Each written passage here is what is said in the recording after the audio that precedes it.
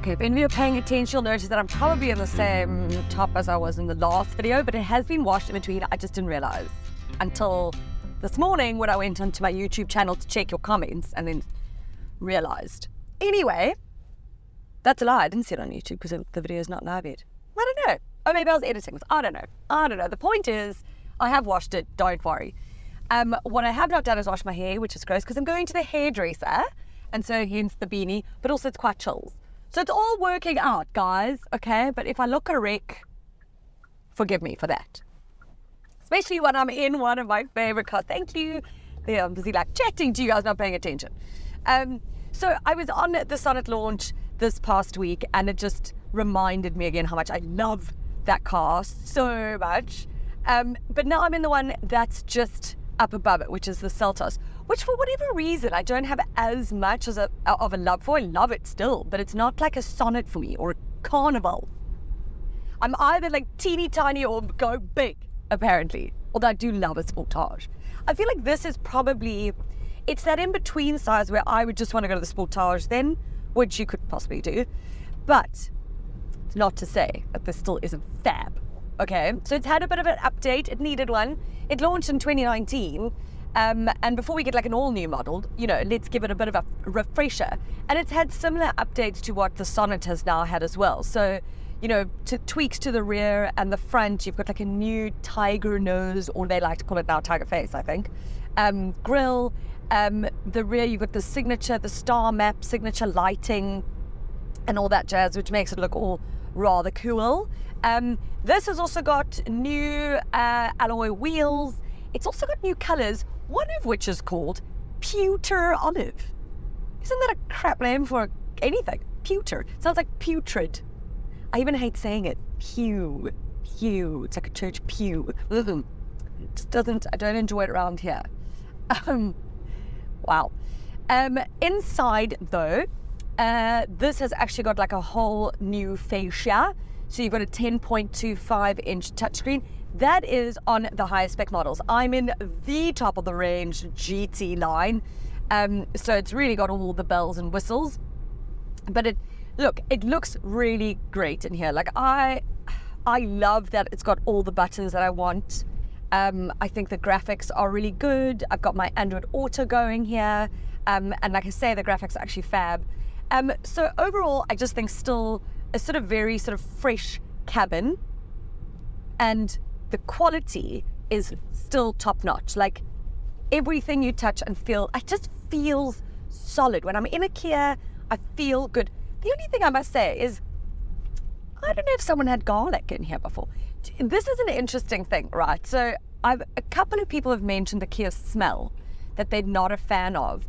I know for a while they had those rubber mats, they might even still have them actually in the boot, that gave off like quite a strong, pungent smell. Not great.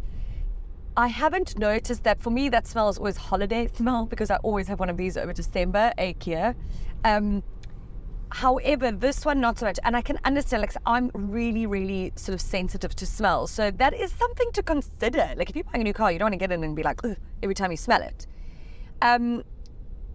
But that's just a really personal, random, off-the-topic sort of tip, if you will. So if you are interested in a Kia, go and give it a smell, is what I'm trying to say.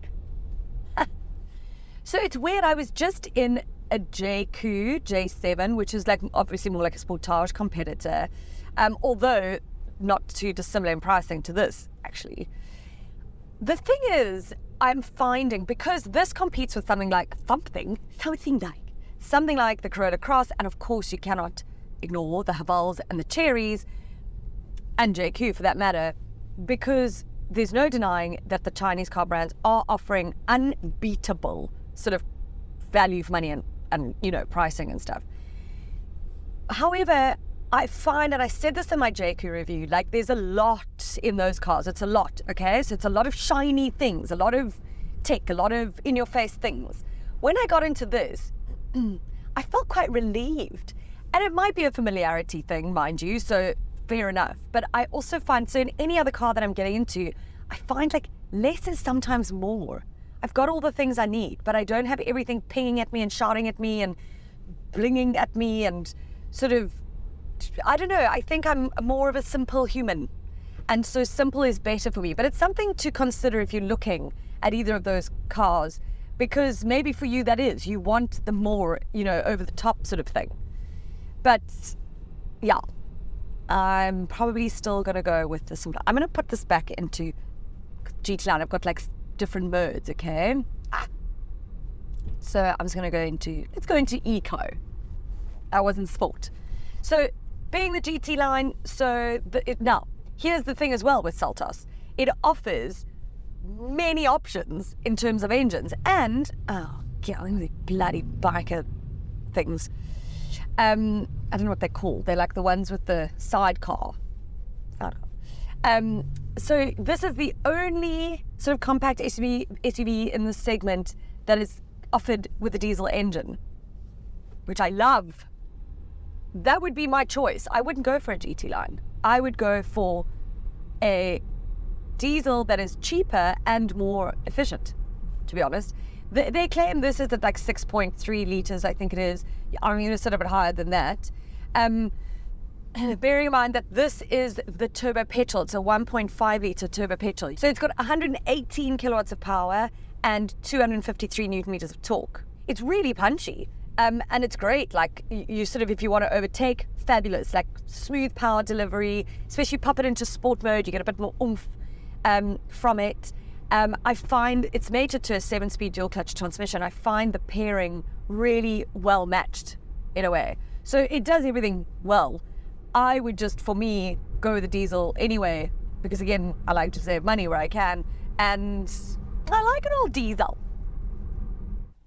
It's got a fun feature called Sounds of Nature that, like, if you're in traffic or whatever and you're feeling a bit tense, you can listen to like calming sounds of the ocean or, I don't know, raindrops or something, which is quite cool. But I have that on my YouTube music because you've seen the road rage in me. So yeah, I have all kinds of meditation kinds of music anyway, but cool, fun little random feature to have. Insurance wise, so I popped this into Hippo's comparative tool, gave me 11 quotes. The best I got was 798 Rand. I'm always interested to know what you guys are paying for insurance in your car. So please tell me in the comments below the video. I want to know. Let's have the conversation. Let's banter. So now important pricing. So it starts at around 468,000 and goes up to 627,000. Now, some people do consider that to be a little bit more pricey on the like higher end pricing when you compare it to some of its competitors. The Seltos is certainly one of the bigger of the cars on offer, like in terms of rivals, etc. This has got a boot of like 433 litres, so it's really big. So you're paying, I think, there for that extra space. You're also paying for the quality. Let's not beat around the bush here. Do you know? That is just what it is. It is a great quality, excellent product.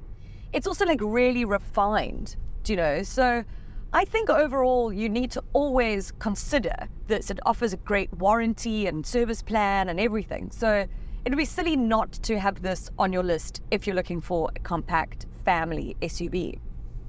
Thank you for watching. No.